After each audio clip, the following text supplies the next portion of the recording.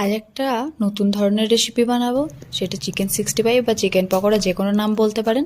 তার জন্য প্রথমে একটা পেস্ট বানাবো। পেঁয়াজ, আদা, রসুন, লঙ্কা আর অনেকটা পরিমাণে ধনেপাতার একটা পেস্ট বানিয়ে নেবো। এদিকে মাংসটা ভিনিগার দিয়ে ধুয়ে রেখে দিয়েছিলাম, তার মধ্যে দিয়ে দেবো সেই পেস্টটা, সঙ্গে দিয়ে দেবো লেবু আর কিছু পরিমাণে গুঁড়ো মশলা।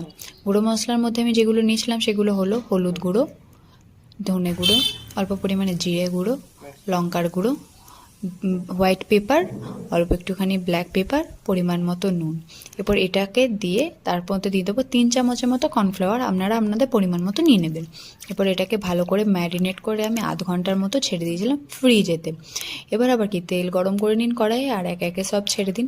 এপিট ওপিট করে ভালো করে খড়া করে ভেজে নিন। ওপর থেকে একটু চাট মশলা দিয়ে পরিবেশন করুন গরম গরম চিকেন পকোড়া বা চিকেন 65।